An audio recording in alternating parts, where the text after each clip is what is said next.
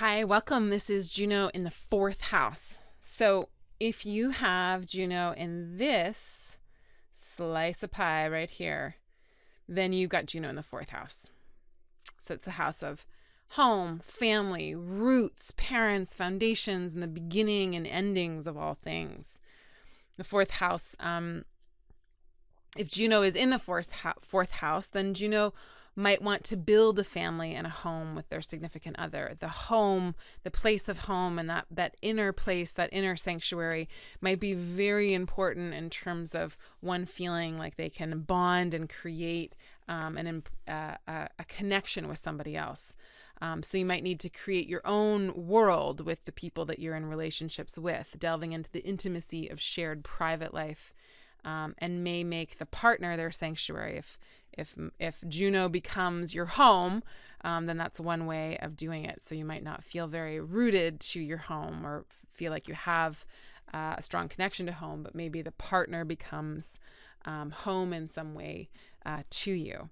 And then I would also, ask what kind of relationship you have to your inner life and home. If there's no partner, if there's no relationship right now. And then it might also speak to the nature of your parent. I didn't write this here, but this is important because the fourth house is the house of parents. You might have a Juno type parent, which is to say somebody that is like very queenly, someone that is very big in some way, but also somebody that might feel devoid of love and connection and honor in their life. And do they ask you to make that up for them? So there's a piece where we want to create home and family with somebody. It might be really important, and family, however that looks, home, however that looks. And then there's also the part where we might have this experience of a Juno parent, and that might be that shrieking, angry, violent Juno, vengeful Juno. It might be the queen, the goddess, the great queen of heaven. It might be the parent that is overly concerned with their relationship and not concerned with their children. Some of that, all of that might fit for you. So Frida Kahlo is a great example of this. Had Juno in Scorpio. So we're talking intense connection to her mate, to her one, to her loves, which she had many. But the one most important, Diego Rivera, was her long-lasting partnership. Now, interestingly, Frida had lived in the same house since she was born, and now it is a museum. It is a place where people can go in Mexico City and see where she lived, where her family lived, and where her and her love, Diego, lived. And so their home has become a monument. And so if we're talking about a goddess, goddesses have temples. So like Frida Kahlo's home for fourth house has become a temple for people to pilgrimage to and go to, pay respects, give of themselves something to the home of one of the greatest artists of our, of recent history.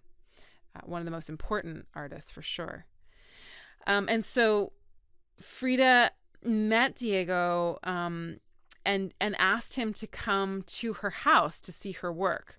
And so soon after that, Diego Rivera began to visit the house regularly. So it's also this place where they courted, or they got to know each other, was through her home. They ended up living there. She ended up dying there. She was born there. It's like this very important place for her. And so she lived in other places in Mexico City and abroad, but visited her family in the home frequently. And it appears in a painting done in 1936 called My Home, the home of my mother, the home of my sorry, my Spanish is really not good. The home of my father, and the home of my genealogy. So my place. And so, sorry, I'm reading a little bit from Wikipedia, just so you know where I'm getting this from. But there's Juno in the fourth house in a very kind of obvious way. Frida Kahlo has an amazing chart. obviously fraught with a lot of beauty and difficulty and everything that you would imagine that she had lived.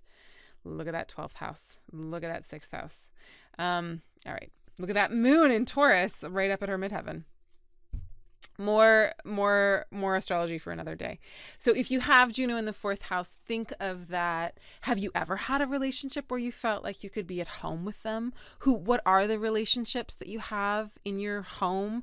Do you have the most important relationships there? Like, is that a place? I know somebody who is like a really big wig activist out in the world, does tons of stuff, is like meeting with big shots and getting giant grants and all that stuff. But they are like the softest, sweetest romantic when they go home to their partner at night. And nobody really sees that side of them, or few people do. But when they walk into their house and close the door, they are like total love ball. And it's adorable. It's beautiful. But you'd never know it once they were out in the world. So that might be a theme for you as well. Yeah. And then it might also just play into the relationships that you have or had with your parents in terms of not getting needs met or feeling like the one who was betrayed in some way. That can also be kind of run through that part of your life as well. All right. Hope some of that was helpful. Lots of love. Bye for now.